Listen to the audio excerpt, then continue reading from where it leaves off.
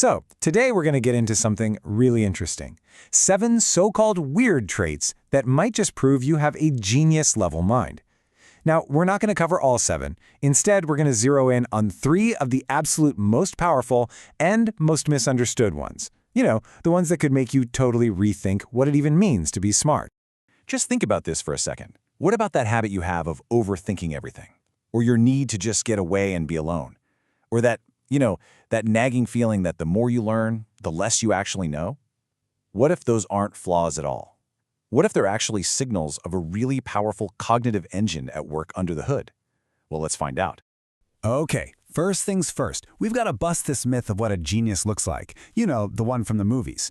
We picture this person who just struts into a room, has all the answers, loves the spotlight, and has this unshakable confidence. But the reality? Well, the reality is almost always the complete opposite. A truly brilliant mind isn't defined by having all the answers, but by constantly asking questions. It's not about loving the spotlight, but about needing that quiet solitude to think. And it's definitely not about arrogance. It's about having a deep, profound awareness of everything you don't know. And that actually brings us perfectly to our very first weird trait. And believe me, this one is huge. Intellectual humility. I know. It sounds like the exact opposite of genius, right? But just stick with me here, because this is the foundation for everything else. Has this ever happened to you?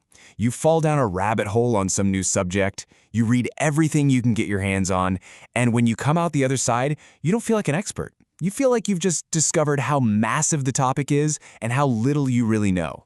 It's like standing on the shore of a vast ocean. That feeling isn't you failing, that's your brain leveling up. So there's a name for that feeling. It's called intellectual humility. And it is not a weakness, not at all. It is the very engine of genius. See, when you're truly aware of your own limits, your curiosity doesn't just switch off, it ignites. You become more open, you ask better questions, and you end up learning things way faster and on a much deeper level. And this just says it all, doesn't it? The whole point of having a brilliant mind isn't to be some kind of walking encyclopedia of facts. It's to be an engine of discovery. It's to be endlessly fascinated by the questions. That obsession with the unknown, that's the real line between just being smart and being a true innovator. Okay, so let's build on that with our second trait, advanced pattern recognition. This is where that intellectually humble mind starts to connect dots in a way that, frankly, most other people just can't. Do you ever get this feeling? Maybe you're in a meeting, and you see the flaw in the plan like it's written in neon, or you're looking at a bunch of messy data, and suddenly a clear trend just pops out at you. To everyone else, it looks like random noise, but to you, it's a symphony. You're not just seeing facts, you're seeing the invisible relationships between them. And let's be clear, this isn't just some neat party trick. This is a sign of some seriously advanced abstract thinking going on. Your brain is literally sifting through all the chaos, all the noise of everyday information, and it's pulling out the signal, the one thing that actually matters. This ability, right here, is at the root of pretty much everything, from huge scientific breakthroughs to incredible works of art. And this brings us right to our third trait, which might just be the most misunderstood one of all, especially in our hyper-connected, always-on world. A deep, fundamental preference for solitude. Now, this is a really important distinction to make.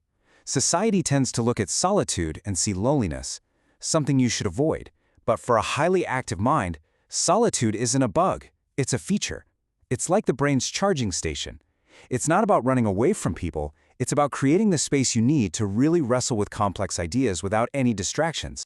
There's actually a term for what happens in that quiet space. It's called deep work. It's that amazing state of flow where you're so absorbed in what you're doing that the rest of the world just kind of melts away. And let's be honest, that state is pretty much impossible to get into when your phone is buzzing and notifications are popping up. So solitude isn't passive. It's an active, strategic tool you use for breakthrough thinking. Okay, so we've got these 3 things that seem pretty separate, right? Intellectual humility, pattern seeking, and a need for solitude. But they're not random. They are all connected. They are all part of the hidden architecture of a highly capable mind. So let's just trace how this works. You start with these so-called quirks, feeling like you don't know enough, seeing hidden patterns, needing to be alone. Well, those are just the visible symptoms of a much deeper process. Under the hood, you've got things like higher working memory and advanced abstract thinking firing on all cylinders. And what's the end result of that high-powered engine? A deeper, more accurate, and way more innovative understanding of the world around you. So here it is, the big takeaway.